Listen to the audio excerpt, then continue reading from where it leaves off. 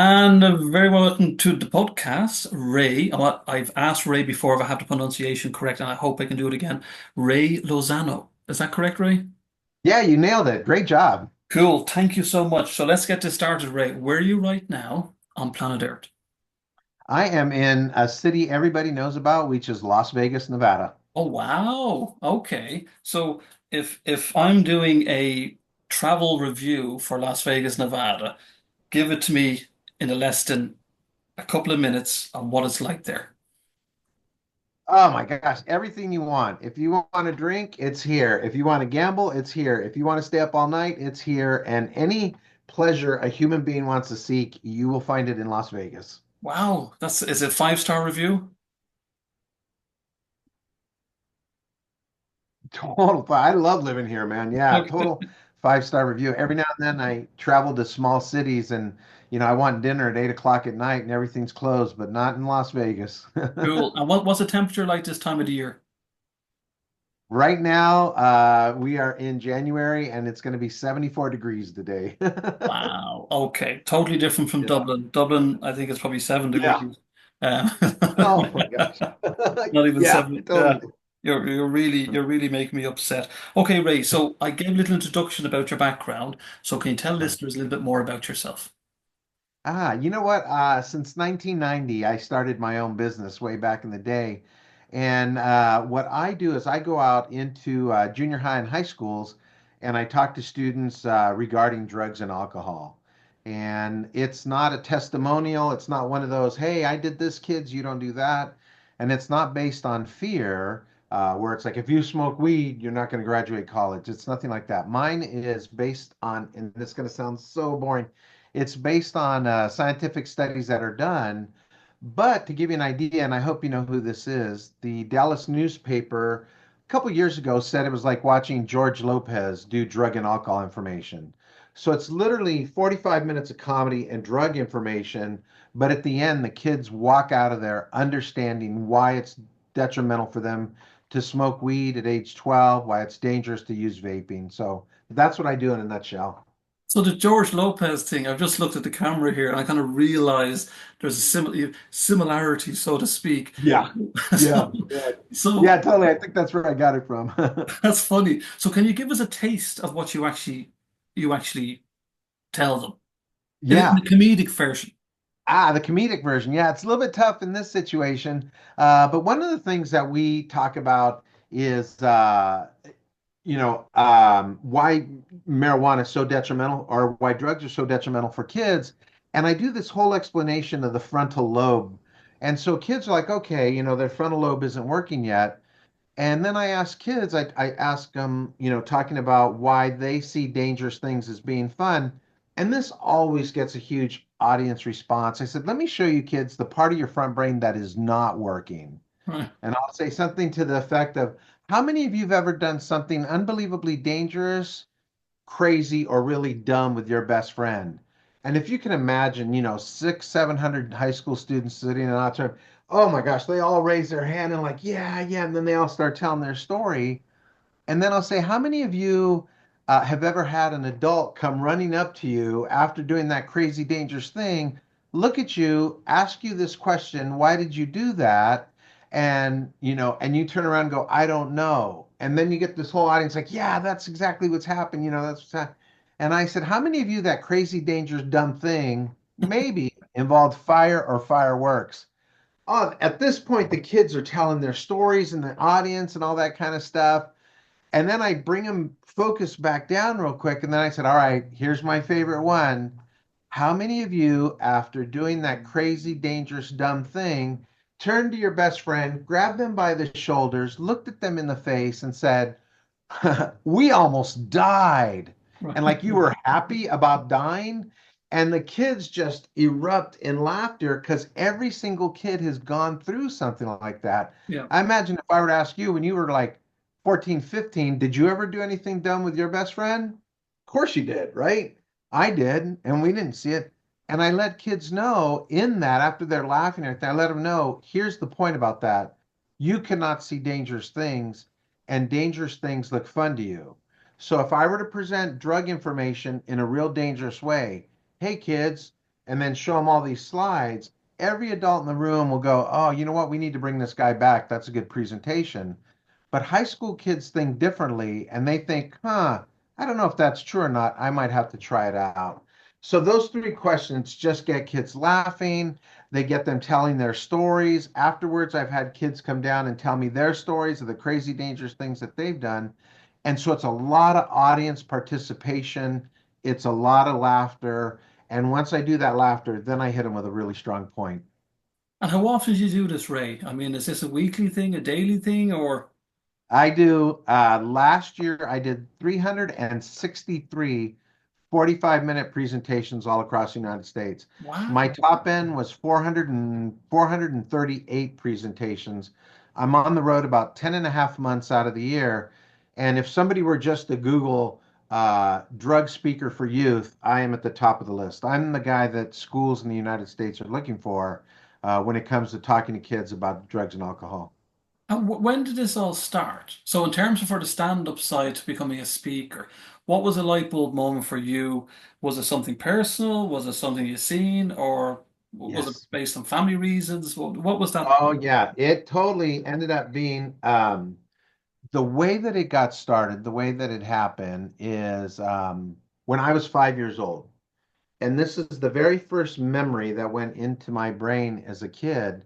I'm 5 years old. I'm hot. I'm tired. I'm crabby. I don't want to be where I'm at. And this is when my brain started to first record information. And my mom was crying really hard.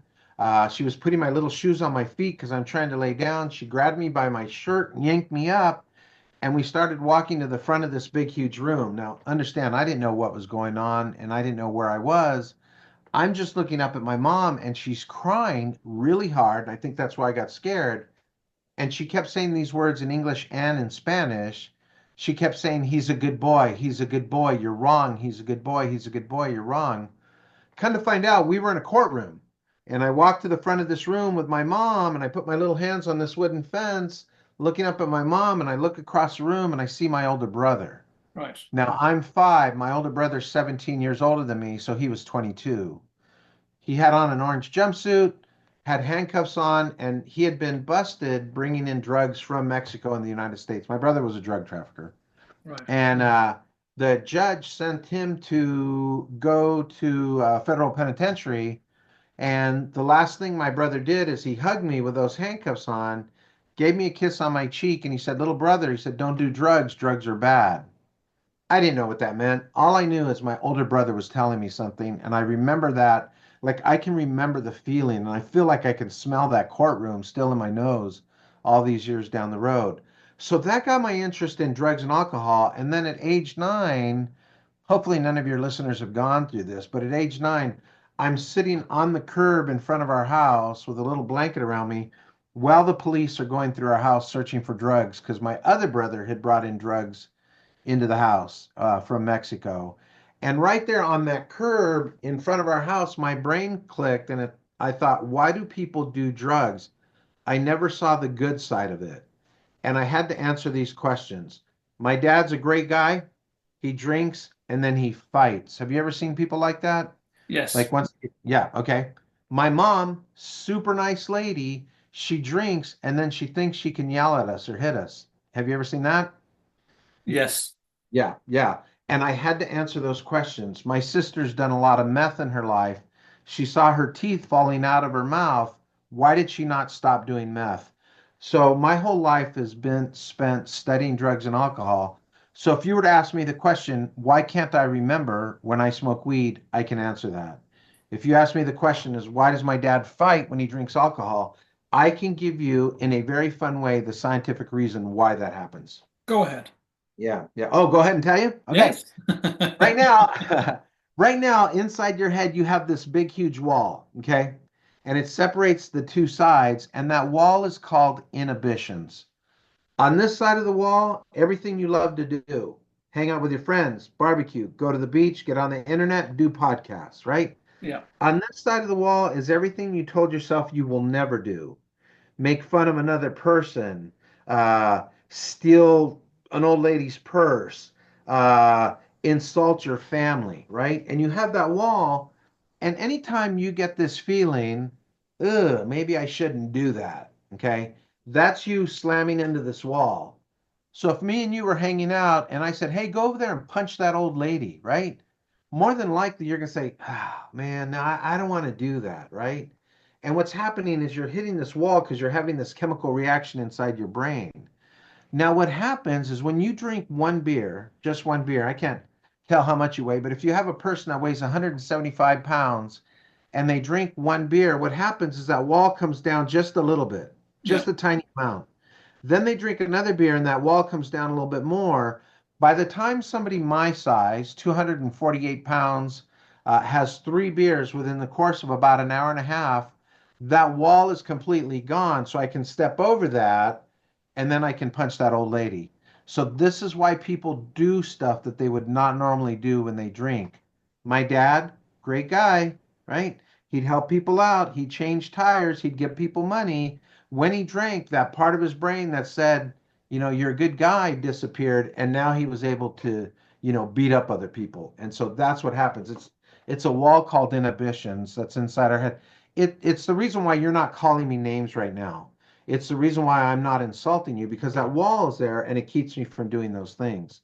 Now, if you and I were to go out and have a bunch of beers tonight, then maybe I would get to the place where I would be able to insult you or you would be able to call me names. And so that's what happens when people drink alcohol and why it lowers that inhibition.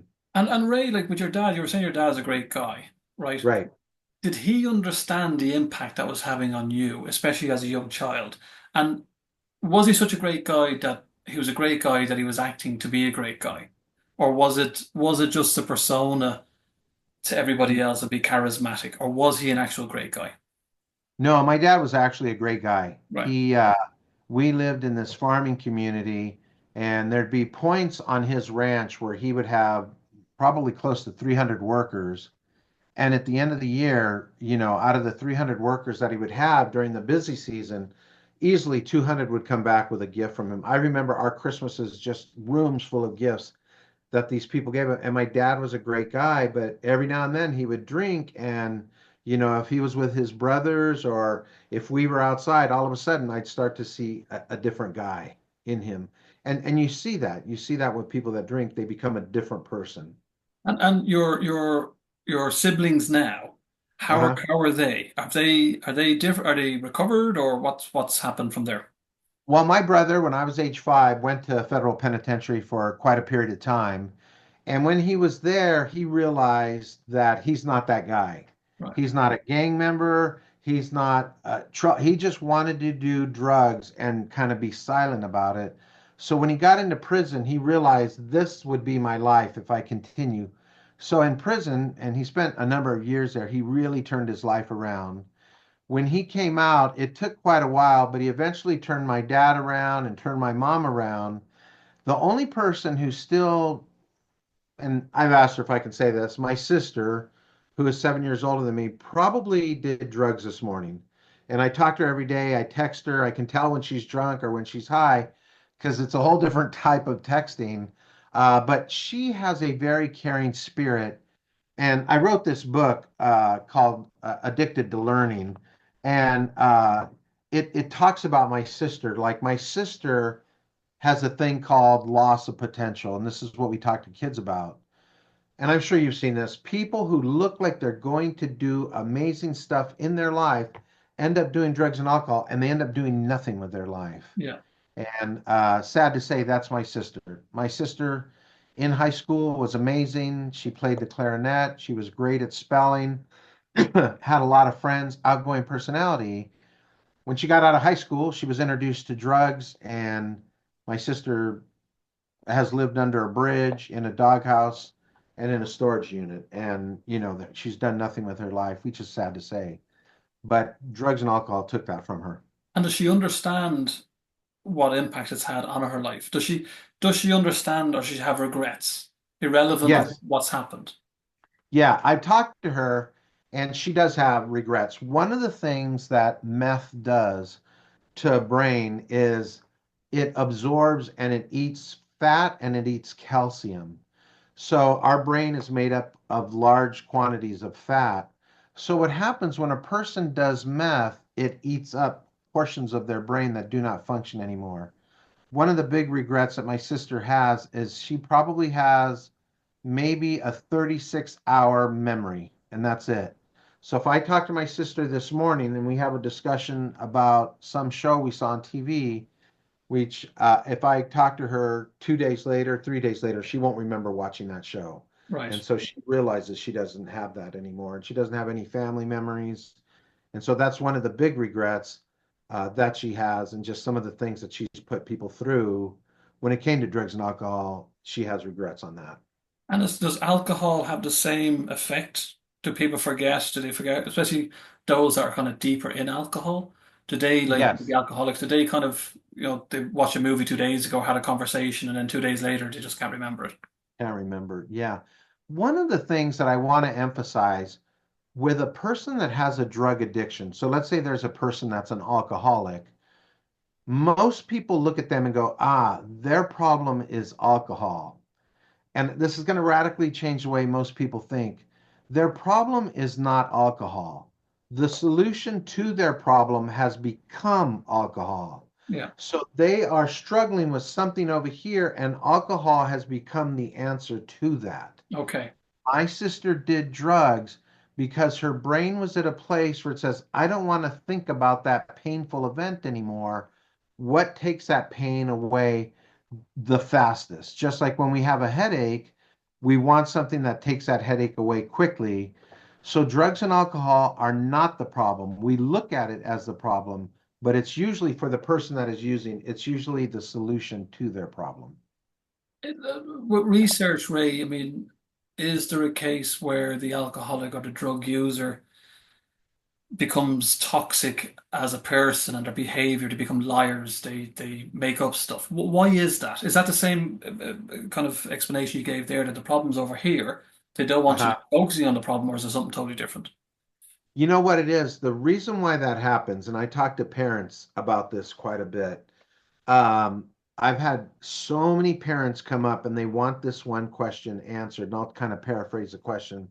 How can my son come into my house and steal from me and I'm his mother? Yeah. How can they take money out of my checking account if they love me, right? And so it's going back to the question that you asked about becoming toxic. Yes. Eventually, my sister became toxic in my life, and I had to put a wall up to protect me and my family. And, for that, the reason why is because inside our brain, we have this huge button that's called reward. And our brain is constantly having to hit this button for a reward. Yeah. You will not do anything unless your brain can get a reward from it. I would imagine you doing these podcasts. You said this is like, a huge number of podcasts that you did today. I imagine when you're doing podcasts, there's a feeling inside you of like, I'm doing a good job. I love what I do. If I had to do this at 2 o'clock in the morning, more than likely you would get up if you have a guest to do it at 2 o'clock in the morning, right? Yes. It is your reward. It's what makes you feel successful. It's what makes you feel valid. It's what makes you plant your flag in the ground. Now, I imagine, let's say we took this podcast, started to take it away from you, and it was the thing that brought you validation. You're going to do whatever it takes to get this podcast back, right? Possibly For so. me, Yeah. Yeah. yeah, yeah, right, because you love it and it validates it. That's the same thing for the person that is lying. The reason why, and not my son, but the reason why a son can come up to a mom and lie to them and take money from them, not because they don't love them, but because the bigger issue is their brain wants that reward. Right. It wants the thing that says, I'm valid, I'm a person, I'm important, I feel good. Whatever it takes to get that feeling, that's what they're going to do. So right now, with your years behind you and experience, and even years ahead of you, Mhm. as a 5-year-old, does that still affect you now? So how do you cope with that? Ah, yeah, that's a great question. Does it affect me now? I still think back on those days because those days have shaped me. And the way that I have learned to cope with it is I want to speak to the kid in the audience who has that situation going on. And I cannot tell you how many emails, how many TikTok messages I've gotten over the years, how many kids have walked up to me and told me that it opened their eyes to see their parent in a different way. Let me give you this prime example. I'm speaking at a continuation school. This is the school where kids can't make it in regular school. They're at the very end. If they don't continue or if they're not able to make it in continuation school, they just get dropped out of the school system. So I start talking about my dad and how my dad would fight and how my dad would turn into a completely different person. And then I went on to explain alcohol. I'm looking down and out of an audience of maybe 80 kids, I see this one girl and you could tell she's fighting back tears. She's sitting there and she's doing this, and you could just see. And I'm like, oh my gosh, I wonder what this young lady's going through. Presentation's over, everybody leaves. This young lady walks up to me and she goes, I have a question for you. And I'm like, yeah. She goes, my dad really insults me and makes fun of me when he's drunk.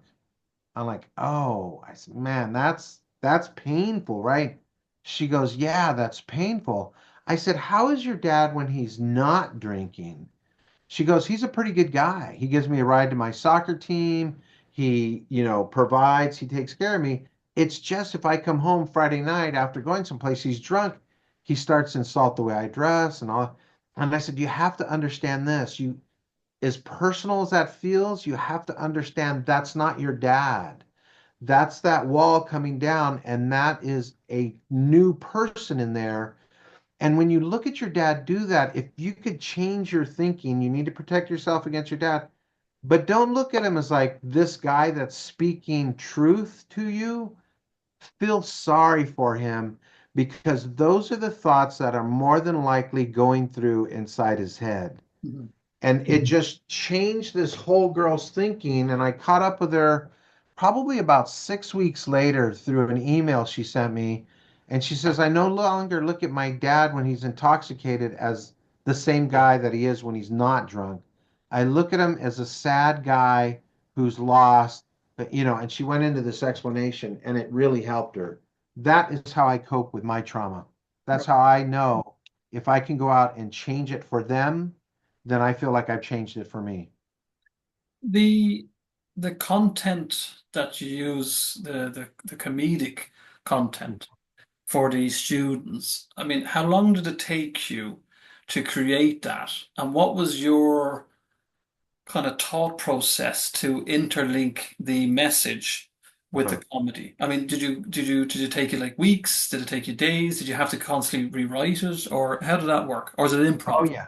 A lot of trial and error. Right. And so I can make, when I walk out on stage, I make a rapport with kids and they instantly realize it's different within the first 4.5 minutes of my presentation. Okay. So I have an introduction where they do something like, students, please be good listeners today. We have Ray Lozano. He's going to be talking about a very serious subject of drugs and alcohol, right? So inside a kid's head, they're already like, ah, this is going to be awful because every drug and alcohol presentation, And I walk out really serious and I asked the student, I said, hey, you know what? I was backstage back there and I was thinking about something and I just want to try to change something. I want to do something a little bit different with you. I'm going to start off with 3 different questions. And very seriously, I say, how many of you are here because you want to learn as much as you possibly can about drugs and alcohol? Go ahead and give me a round of applause if you do that. So picture, 600 kids in the audience, 7 kids will clap. And I'm like, okay, that's what I figured about. So how many of you are here because you want to learn as much as you possibly can about drugs and alcohol to help somebody else out? Same 7 kids will laugh. And I'm like, okay, that sounds about right.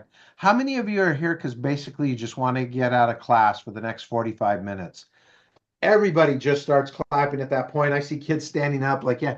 And I said, that's it, man. I said, my whole goal in life is to get you out of class for 45 minutes. And I think I've succeeded. So what instantly happens is kids realize, this is going to be a whole different type of presentation than what I was expecting. So I do a 45-minute set with kids. Out of 45 minutes, there's probably going to be about 42 rounds of applause that are going to happen. So it's constant humor, quick point, constant humor, quick point.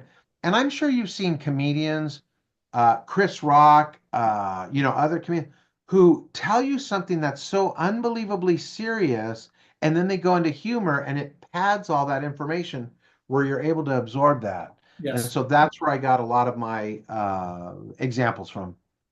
It's a fascinating way of doing it, I have to say, and my hat goes off to you for having this kind of integration of humor Uh-huh. along with a serious topic. In the United States, I mean, how bad is it, the Mm. drugs and alcohol problem? I mean, even send them, if anybody's listening to this, send a message to them to say, just this percentage of kids or that percentage, and how many of them do you know end up in debt? In debt? Yeah.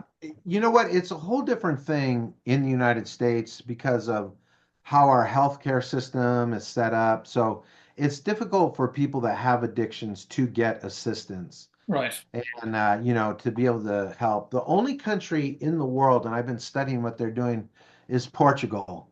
And Portugal has actually seen a reverse in drug use because of what they've done. Now, this is unthinkable in the United States to legalize all drugs.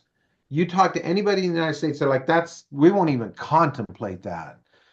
Well, Portugal said, it's not working for us, man. Our drug problem is awful.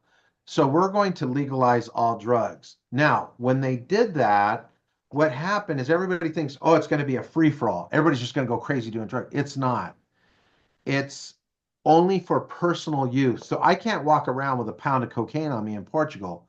I can have what is a personal amount for that day because I know that you have listeners that are listening right now who probably get intoxicated quite often in the evening, but they've never missed work. They probably drink quite a bit at night, but they always get those reports turned in. They're called functioning alcoholics. And, some of them, my dad was a functioning alcoholic. He never missed a day of work, always got promoted, always was given a round of applause for the work that he did and all that. But my dad drank pretty heavy in the evenings. And so what Portugal said is there's probably other people that are using. So in Portugal, one of the things is if you're caught with a small amount or if you're caught with too much, you have two choices. One, you can go to jail, or two, you can get assistance. Well, most people pick assistance. Right. I could go and talk about this for a long time because I've really studied this. In the United States, it's just getting locked up. So if you're caught with a certain amount of meth, fentanyl, they don't even think about any type of rehabilitation. It's just immediate lockup. And so that's why we see a huge problem in the United States because we're not trying to stem the problem. We are just trying to think that prison will solve our problem when it doesn't. They're just putting a plaster over it. Yeah, yeah, and even if that, yeah, yeah. And so it's hard for us in the United States to see anything different. So what type of drugs are we talking about here, especially for the students or the teenagers per se? What are they dabbling in, which is causing the majority of the problems? Uh, for seventh and eighth graders, it's the electronic cigarettes. And so a lot of the vaping, a lot of the jewels, and as I look, they're everywhere in the world. And so that's what I'm seeing right now is the trend is electronic cigarettes with seventh through high school. So that'd be seventh, eighth, ninth, 10th, and 11th and 12th graders are using electronic cigarettes. So for somebody in Europe, for example, what age bracket are we talking about here? Uh, uh,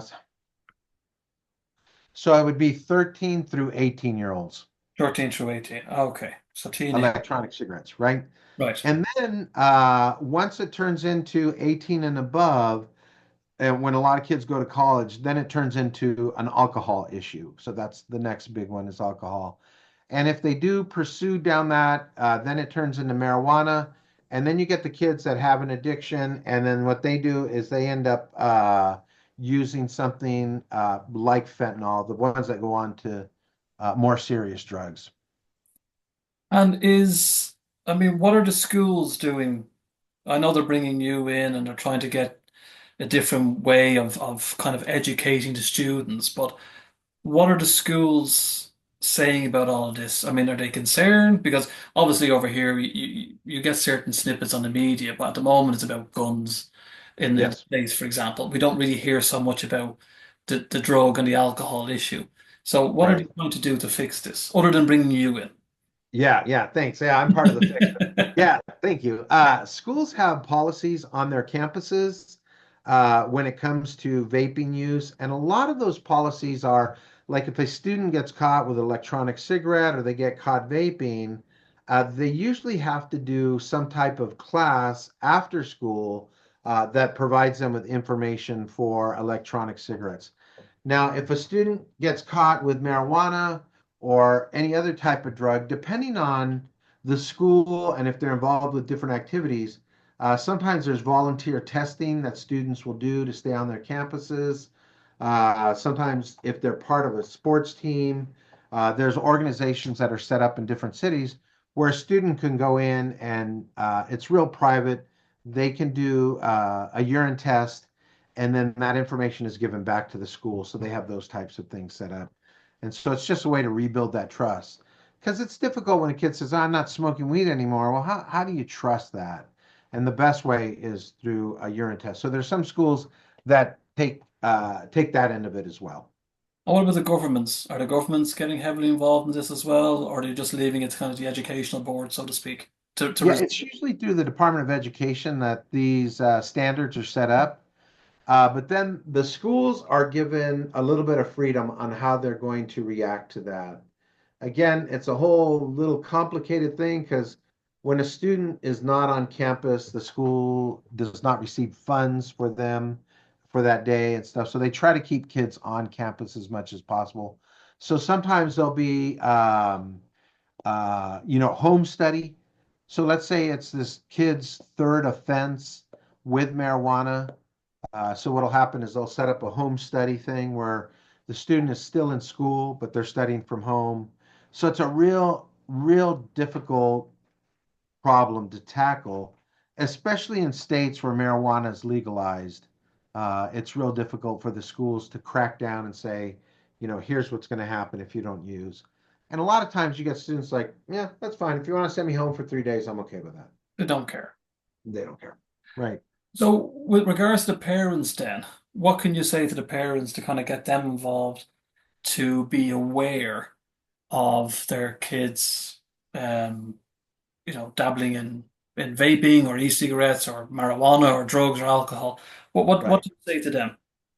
Well, one of the things that I do with parents is I do a parent training where we talk about how to talk to your kids about drugs and alcohol. And so, over the years of working with a lot of parents, their child will come home drunk or stoned. They'll look at their kids and they'll say, don't drink anymore. But after that, they don't know what to say. Or Right. you need to stop smoking weed. They don't know where to go from there. And what happens, what I have developed and what has been really, gosh, a big request for me is how to talk to your kids about drugs and alcohol. Because kids speak a different language than adults do. And it's right around age 21 is where the brain changes and it starts to have a different type of conversation. So under the age of 21, a child, and this is the term that I use, speaks with emotion, and adults speak with intelligence. If you've ever been pulled over by the police or something has happened, like I'll watch a show, they'll pull somebody over, they'll tell them they're going to get a ticket for drinking. The first question that comes out of the mouth is, how much is this going to cost? Or, how do I fix this? So what our brain does as an adult is it immediately wants to go to the fix. Yeah.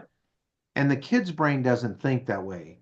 Kids think emotion, adults think intelligence. And I'll explain it to you in a real quick nutshell.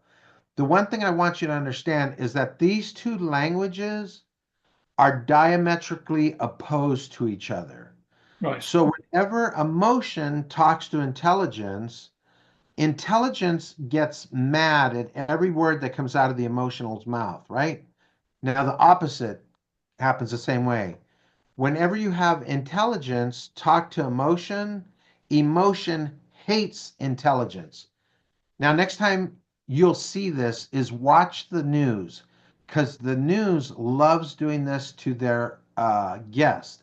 They will bring on somebody who speaks intelligence and somebody that speaks emotion. Yeah. Let me give you the example because I'm sure you remember how to speak emotion. Okay, let's say you and I are best friends. Okay, We've known each other for 20 years. We live pretty much next door to each other. If I have a barbecue, you come over. If you have a swimming party, I go over to your house, right? Yeah. We're best friends. Okay. Yeah. One day I'm sitting down watching TV. I hear this knock on the door. You're at the door. You look awful. Hair's messed up. You've been crying. You just look like you are tore up, right? And I look at you and I go, "What's wrong, best friend?" You look at me and you go, my. You can't even get the words out of your mouth. You said, "My yellow lab buddy just died." And I look at you and I'm like, "Oh my gosh, come on in the house. Come on in. Sit down at the table where you've sat 100 times before. Here's a cup of coffee. Here's a piece of cake. You know what I've done for you, best friend? You're going to love this. I saw this coming and I knew this was going to happen. So I've been preparing for this moment. As you're sitting there eating your cup of or drinking your cup of coffee and eating your piece of cake, I want you to watch this PowerPoint presentation that I made you." And I open up my laptop. As you're sitting there crying, you're watching a PowerPoint presentation that's loaded with information about dogs, right? Yeah. It talks about how dogs get cancer. It talks about how dogs have twisted guts every now and then. It talks about how yellow labs get this problem with their hips because of how their hips work. It has the Dalai Lama come out and he talks about how beautiful animals are. It shows the history of dogs. It talks about how dogs are your best friend. It talks about how dogs are, seeing eye dogs, how they help the community. Let me ask you this, best friend. As I'm showing you that PowerPoint presentation and knowing our history, are you looking at me with a term of endearment, or the more PowerPoint presentation I show you, are you getting upset? I'm probably getting more upset. Exactly. Yeah. Because what are you coming to me with? Mhm. You're coming to me with emotion, right? Yeah. What am I coming to you with? Intelligence. Intelligence. Yeah. When you get up and you walk out that door, you think to yourself, I don't know if we can cuss on this podcast or not, Go but ahead. You can curse all you yeah, want. Okay. as you're walking out the door, you go, "Who is that asshole to give me that information? Mhm. I don't need that information," right? And what am I thinking? I just gave him the best information. I spent 6 hours studying this. I'm giving him the best information. What kind of idiot is he Yeah. not to take my information, right? And so the thing is, we're speaking two languages. Now, let me ask you this, because I know that you remember this language. You just haven't used it a long time. I'm watching TV, knock on the door. You come to the door, you're crying. I look at you and I'm like, "Best friend, what's wrong?" You look at me and you say, my yellow lab buddy just died. Right there, what do you need? I need You need, support. Yeah. yeah, you need me to throw my arms around you and you know what? Cry with you. Yeah. Not say one word. Just listen to everything you have to say, right? Then I sit you down at the kitchen table, give you a piece of cake and a cup of coffee, and just let you talk as long as you want to talk. Yeah. Somewhere during our conversation, I'm going to say something to the effect of, "Oh my gosh, I just read this study that yellow labs only live to be 12, but your dog lived to be 14, right?" Yes. I feel better now. And you know what? Most labs get this twisted gut thing, but your dog never did, right? Yeah. Yes. Am I giving you the same information? Exactly. Yeah. But the difference is I'm wrapping it in emotion first. Yeah. The problem that parents have is they immediately go to the intelligence. Parents get to the place where all they do is they just speak instructions to their kids. Clean your room, walk the dog, do your homework, help your dad, finish the yard work, wash the car. All they do is instructions to kids. And I know there's parents listening right now that are like, "Oh my gosh, you're right." Because I got there. Yeah. I got to the place where I did not have a conversation with my kid.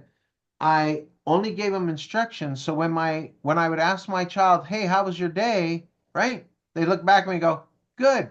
And that was it. Because I never taught them how to have a conversation. And so that's one of the things that I teach parents is just how to have that emotional conversation because that's the only language kids speak. Well, that, I have to say, Ray, that was a great way of, a background, but also a storytelling of how to actually understand, two different ways of actually dealing with the same problem. Hmm. and hopefully coming out with a positive outcome. So, Hmm.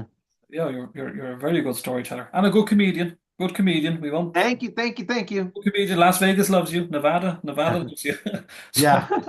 I'm being very nosy here, Ray. So I'm on your Uh-huh. website. So it mentions you have programs and services, online programs, you have a blog, you have events, information Uh-huh. about yourself, and contact detail. So can you give an overview of because I'm looking at you here right now, and I can't Uh-huh. understand how, not say understand, but with technology the way it is, that anywhere on the planet couldn't use you via Zoom to give these comedic talks in relation Yeah. to drugs and alcohol. They put a big Right. screen or some sort of projector in a room and put the kids in there. Mhm. So sell yourself now. So the online programs and the services, what do you provide? Ah, that is a great question. I appreciate you asking that. We do a lot of webinars to schools that cannot have speakers come in Yeah, just because of one reason or another. So what the school will do is they will set me up on their system and with a designated time, and I'm able to talk to all of the kids for 45 minutes either in one classroom or in all the classrooms. So everything we do is real interactive. And we have a special platform for that. So when the kids get on there, they can have a chat, they can ask questions privately. And I'm going to give you this because this is what had helped us to be really successful during the pandemic. Normally, what happens with a webinar is you get an individual like this and they talk to the camera and they give out information. And within a couple of minutes, you lose kids. yeah, So what happens is I have my daughter that works with me and we do these webinars together. And what our response that has come back is they say it's like watching a morning talk show where we're talking about something serious and then kids are laughing. We got our cup of coffee, we're drinking, and they said our webinars feel like a conversation. And the beauty of it is we'll have kids that'll just start firing off questions in the chat, and we're able to answer all of those questions live on the air. And that's what it is. It's like a TV show production the way that we do it. You'd have to see our setup, but we have a small production area that does all the editing, does all the sound, does all that kind of stuff, intros. And so if I say something like, oh, this morning I had a bacon and egg sandwich. So what my producer will do is they will go in and immediately create a survey on what did you have for breakfast? Oatmeal, cereal, bacon and eggs, other. And then they'll post this survey up. Kids are able to answer these questions really quick. And then we get fed that information and we're able to talk about that. Oh, we got 80% of the kids in the audience didn't eat breakfast this morning. If you were wow, going to eat breakfast, what kind of cereal would you want to eat? This whole right. thing on these different series. So it's super interactive, super fun, and it's like watching a morning talk show.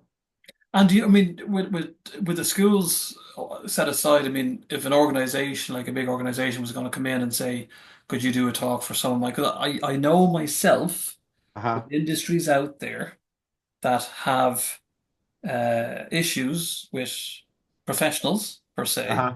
that have drug problems, alcohol problems, and I think it'd be great having an individual like you kind of interact with the certain professions that are out there Right. and have a bit of humor with it as well, and hopefully, um, you know, not say solve the problem, but kind of get these individuals help. I mean, but do you do that as well? Oh yeah. There was one large organization here in the United States. Uh they have locations all over the United States. They used to bring us in and we would talk about alcohol, and they wanted me to emphasize how dangerous it is to come to work and operate equipment, well intoxicated, and how long it takes for that intoxication to wear off. So they gave me the information from their employee handbook on all of that. I turned it into a presentation for them, which takes me about maybe 4 or 5 weeks to turn it into a presentation. And then I would go out and present it. And so I would say in your manual on page 27, operating heavy equipment is dangerous. And then I would go into stories and all those kind of things and explain why it's dangerous. And again, the employees were like, they loved it because it was a really heavy information laden portion of the training that I would really lighten up and people would walk away like, I get it. I understand that now. Because that's what I want people to understand is why that happens when they drink or why that happens when they smoke weed. So organizations that are looking for me, they would contact me and say, this is the point that we want to get across. You got 20 minutes, you got 40 minutes, you got an hour. We want you to come in for a day and we'll build whatever they need for that. We have so many presentations. I don't list them all on our website, but we have presentations that are 20 minutes long. We have one presentation that an organization out east brings in. It is an all-day training for law enforcement. So Right. we start at 9 o'clock in the morning. We go till 4 o'clock in the evening. It is one entire day of drug and alcohol information. And all of the reviews that we've gotten back is like nobody thought any portion of it was boring at all. So they love it. They bring us out every year, and everybody comes to these presentations that we do. I wish I could express the energy that we have. It's probably the same energy you have with these podcasts, where once you get into it, you just love it and it just flows, and that's what we do. Why do you think, Ray, that the organizations, not all organizations, I mean, you remember the police, you mentioned the police force there, for example. Why do you think other organizations don't get heavily involved in what you do? Are they afraid of what they might find out? Is it a protectionism for brands and so on? Is that generally the thought? No, I'll tell you why, and we're changing that right now because I'm one guy. That's it. Right, 400 and some presentations a year. We have so many requests that I have had to turn down in the past. And so now it has gotten to the place where I'm at capacity. And right. so I'm in the process right now of training new speakers to bring in their talent, their ability, and their skill to be able to produce this. And so, what I want to do is I want to move away from the junior high and high school area, just because I got a little bit older. I want to put my younger speakers in Oh, there, and I want to move into more of an adult arena. right. Now, one of the new arenas that's happening, and I'm kind of a little bit shocked on this, but I love it, is talking to corporate America. And so normally people will go to these types of conferences on how to get clients, how to talk to clients, how to hold on to their clients. I'm coming at it from a whole different perspective with an understanding of addiction. My brain, even though I don't do drugs, is addicted to certain things. And so what I do is I teach about addiction, how our brain functions on addiction. I go into a lot more detail on the emotion and the intelligent language. And then I talk about how to get your clients addicted to you as a salesperson, how to get them addicted to you on what you're selling. That's what I've done to the schools. I have schools addicted to my presentation because they know the quality. And it's kind of a crazy thing. Years ago, when I was talking to my sister, oh my gosh, this was 18 years ago. She started to tell me about her drug dealer and that she would not buy drugs from any other person other than this one guy. I'll just call him Victor. And so I'm like, why do you go back to Victor all the time? He's trustworthy. He gives me a deal every now and then. He listens to my story. And I'm like, oh, that guy's a professional salesperson, even though he's selling drugs. Yeah. He's doing everything that the person who's selling insurance would do. He's doing the same exact thing that everybody that's purchasing a car would do. He just is selling drugs, right? And so I started to look and study that and realize we all have an addiction. This is where I started to come up with this thing in my head. My addiction is speaking to kids. Your addiction is probably podcasts. My wife's addiction is artwork. If I can't speak, if you can't do podcasts or she can't do artwork, we go through the same exact things my sister goes through. If I told you you can't do podcasts again for 8 months, you're going to feel depressed. You're going to feel probably upset. You're probably going to want to do it. You're going to be thinking about it over and over again. Same thing that my sister would go through if she couldn't do drugs. Isn't it interesting, Ray, that your events as a child has brought you here today, Yes. Hmm. and you're helping so many people. And it's amazing that you could have, I'm not saying you would have, you could have going down a different route as well, Hmm. especially in the environment that you were in. because there's so many people will always use the excuse, I had this problem, that problem. My dad, my mom, my look, and I get it. But Yeah, you've done wonderful with your life, and it's a thank you. huge credit to you. And that's why I want to just before we finish here, you show the book briefly, but just the Addicted to Learning, comprehending chaos through everyday family events, which is available on Amazon, and you can tell me if it's available anywhere else, but you have just Yeah, there in front of you. yeah. Um, how hard was it writing that book? Oh my Or gosh, was it it some sort of was, kind of peace? yeah. You know what? I wrote it, it was difficult because I had to remember and relive some of the stories. There's a real scary story in there that took me a while to write, and it was part of the turning point where my dad came home and my mom and dad got into it, and my mom eventually loaded guns, and it was going to turn into bad night. And I thought, as I'm writing it, I'm like, have I healed from this, even though that was 50 some years ago? And then I realized that all of those crazy things that happened has really fueled me to want to help other people through that same situation. I wish when my mom was loading a gun, getting ready to like shoot my dad because they had been drinking, all this crazy stuff. I wish like time could have opened and somebody would have opened the door and go, hey, listen, and explain that situation to me. You know what I mean? Or somehow said something that would have helped me make it through that a little bit easier. That's what I want to be. I want to be the person that steps into a junior high kid's life and go, hey, listen, what you're experiencing now is terrible, but you can use it to fuel your future. Don't let it take you down the wrong course. And that's what this book does. I tell some crazy, horrendous stories about my folks and my brother and all that, but then I talk about why drugs caused them to do what they did. And where's the book available, Ray?